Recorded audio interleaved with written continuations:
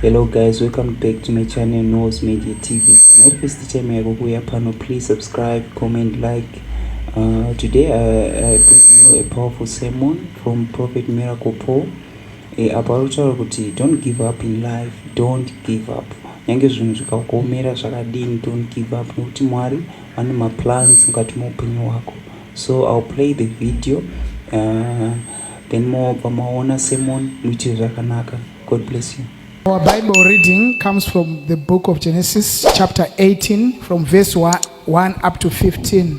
Abraham and Sarah were very old, and Sarah had stopped having her monthly periods. So Sarah laughed to herself and said, "Now that I am old and worn out, and besides, my husband is old too." Then the Lord asked Abraham, "Why did Sarah laugh and say, 'Can I really have a child when I am so old?' Is anything too hard for the Lord? As I said, 9 months from now I will return, and Sarah will have a son." Because Sarah was afraid, she denied it. "I didn't laugh," she said. "Yes, you did," he replied. "You laughed." End of our reading. Amen. Rakambosika soko kuna Sara. Lafika ivangeli kuSara Kuti azvichagoneka. ukuthi akusakwaniseki. Kutaurika uko akusikutsvaba. Ukukhulumeka lokho ayisikho kutsha ngisho. Takambokunzwa kuchitaurika. Sake salizwa likhuluma Kuti nemumwedzi wakati amurarame kusvika. ukuthi ngenyangeni nje alisoze liphile kufika lapha. Zvakawanda zvakambotaurwa pamusoro poupenyu hwedu mudikani. Kunenge okwakhulunywa phezulu kwempilo yethu sithando. Asi ndiMwari anotigonesa. Kodwa ngumlimo osenza sikwanisa. Pane wandiri kutaura naye ari pakati pedu. Ukhona engikhuluma layo phakathi kwethu. Ndaona waita ndangariro. Imbonesa usiba lengqondo nezvataurika. lalokho sokukhulumekile. Atiziwe kuti ndiyana zvitaura kwawabva. Asazi ukuthi mbani okukhulunywa lapho suke khona. Vangeli yanga ichitaura pano kuna Sara. Ivangeli bikhuluma lapha kuSara Kuti science yakanga yote azvichaita. ukuthi science yayisisitha kusayensi. Science yakanga yote azvichagonekwa. Iscience yayisithi sokwehlule Pana Sara. kuSara Kuti auya hayo.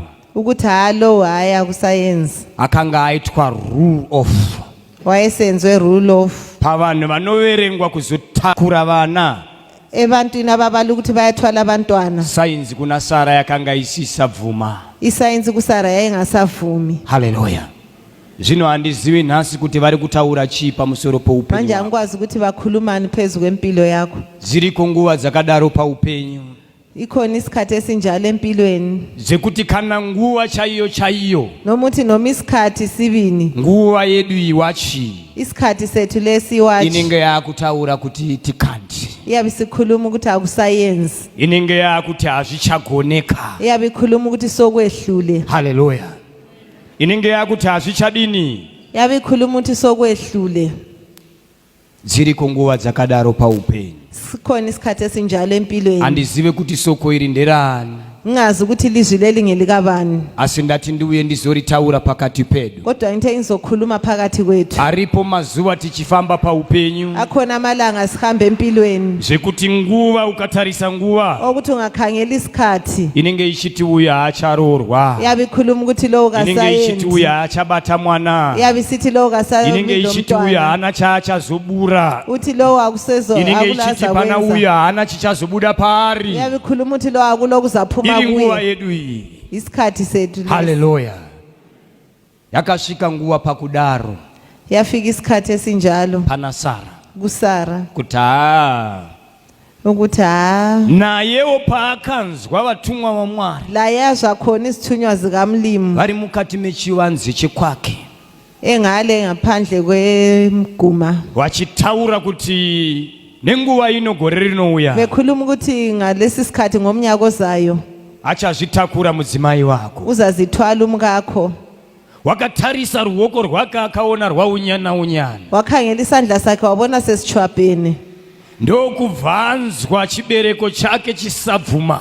wasesizwa isibeletho sakhe singasavumi wakadzunguza musoro akaseka. wanyikinyisa ikhanda wahleka. Vatumwa wa Mwari soko rinosvika Izithunywa zikamlimu lapha zifika mukati mehana dzavo kuyangena phakathi kwenhliziyo kuti zabo uyu aseka uyu. ukuthi lo uhlekile lo. Vatumwa wa Mwari vanoti ko munosekei. Izithunywa zikamlimu ziyabuza ukuthi uhlekani. Vhangeri ya 5 batwa nokutya.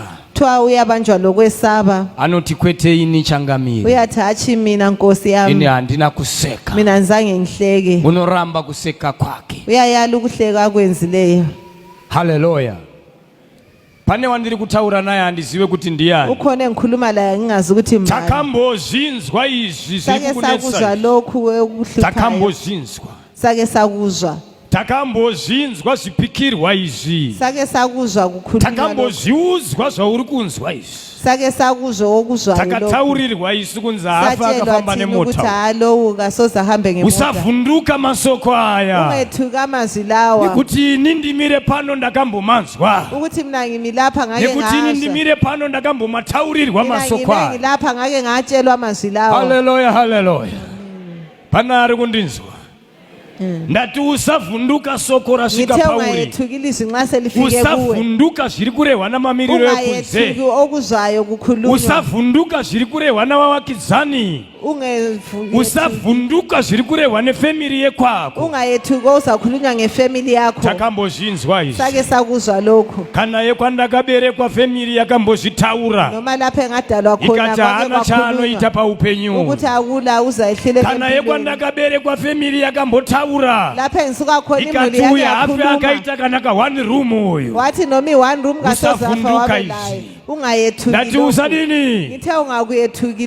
Bata chipfuva chako. Uti soko iri nderangu iri. Khuluma ukuthi ilizwi ngelami. Ita ndinogamuchira kutumwa kwenyu muprofita. Ngiyamukela ukuthunywa kwenyu muprofita. Kubva nhasi kuenda mberi handichavhunduka soko. Kusuka kusiya phambili angisayethuki. Hallelujah. Sunungura ruoko rwako.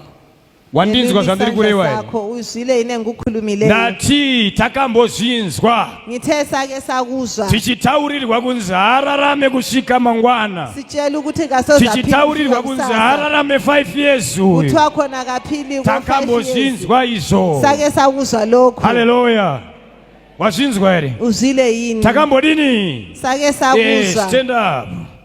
Takambozvinzwa. Sake sakuzwa lokho. Wazvinzwa here? Takambodi? Sake sakuzwa. Takambozvinzwa. Usavhunduka. Takambodini? Ungayethuki. Sake sakuzwa. Pana aneni here pano? Ukhona yino lami lapha. Akasvika soko. Lafika ilizwi. Science. Yakange yoti hazvichaita kunasa. Science yasisita kusayenzi kusa. Yakange yoti hazvichagoneka. Kwakuthiwa kusakwaniseki. Yakange yoti hapasisina. Kwakhuluma ukuthi akusela. Wana mazvikokota vakanga vati hazvafarana. Ncuchu besithi akusayenzi. Hallelujah. Pana ari kunzwa zvandiri kutaura. Ukhona ino zvayengukhulumayo. A point in life where people can say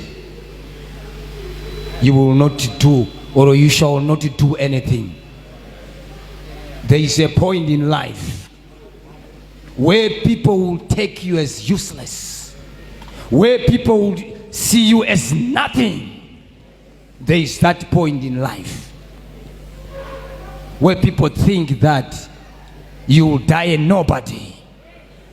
There is that point in life where even your family, hallelujah, where even your family will say,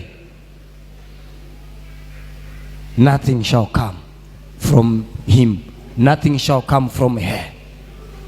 There is that point in life. If you are here today and you are standing at that point, don't panic.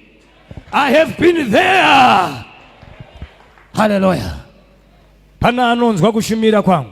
Ukhona inozwe engukhulumayo. Iripo nhambwe paupenyu. khonapho yekuti vanhu vakakutarisa othi abantu bangakukhangela vanoti hapana chichabuda.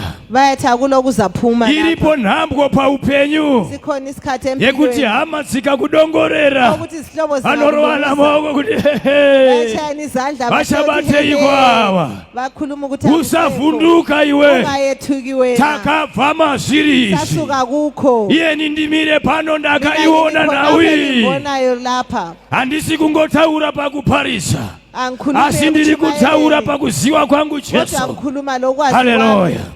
Pakati pedu kana aripo akamira panguva yakadai, ndauya kuti ndikutaurire mudikani kuti gore rinouya nguva ino nakuona wafamba neyako motokari.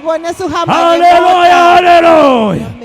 Pakati pedu mudikani kana aripo anodya muriwo usina mafuta panguva yatiri ino, ndauya kuzotaura kuti gore rinouya nguva ino.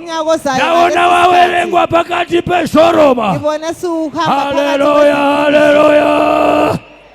The same time next year I'm seeing you driving your own car by the power in the name of Jesus.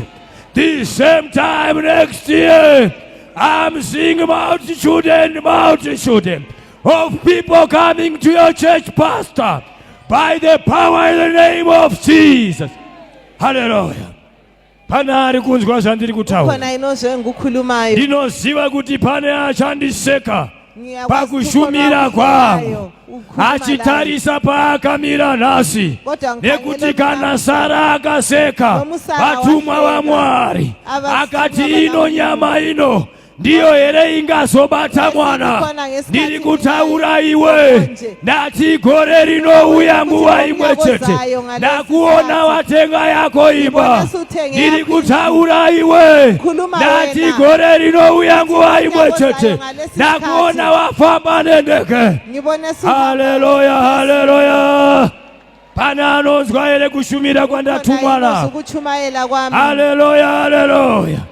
Ndinoziva pane achaseka. ngiyakwazi ukhona owahlekayo. Pana anonzwawo kushumira kwangu. ukhona inozwa ukuchumayela Pana kwami. anonzwawo here kushumira kwangu. ukhona inozwa ukuchumayela kwami. Ndiri kuziva kuti panguva ino Ngiyakwazi kune ukuthi mwedzi nemwedzi kule mi- usati nyanga wakabhadhara marent house. Ndiri kuziva kuti uchandiseka pandichashumira soko rino, asi nhasi ndauya kuzorishumira ndisina kutya. Ndati nguva imwe chete ino gore rinouya, ndaona watenga yako imba, nhasi ndinoisa chikomborero. I'm blessing you in the name of Jesus. The same time next year you shall be owning your own company. The same time next year you shall be married by the power in the name of Jesus. Now I'm blessing you. The same time next year I'm seeing you overseas by the power in the name of Jesus. Pana anonzwa kushumira kwandatumwana. inozwa ukuchumayela kwami. Haleluya. Ndinoziva pane achandiseka Ngiyakwazi pakushumira ukuthi kwangu, ukuchumayela nekuti kwami. ane mwedzi nemwedzi asati abhadhara rendi, asi nhasi ndinokukomborera nemuzita raIshe Jesu Kristu. Gore rinouya nguva imwe chete, uchatenga yako imba nezita raJesu. Gore rinouya nguva imwe chete, bhizimusi rako richakura nezita raJesu. Gore rinouya nguva imwe chete, uchabata matwinzi nezita raJesu. Gore rinouya nguva imwe chete, ndaona ministry yakura. ngibona iministry Hallelujah. There is a point in life when everybody will be tempted to think you will die a poor man. There is a point in life when everybody around you will be tempted to think nothing shall come out of you. There is a point in life where even yourself you can doubt that there shall be anything worth out of your life. I'm standing as a prophet of God to bless you today. Same time next year, I'm blessing you in the name of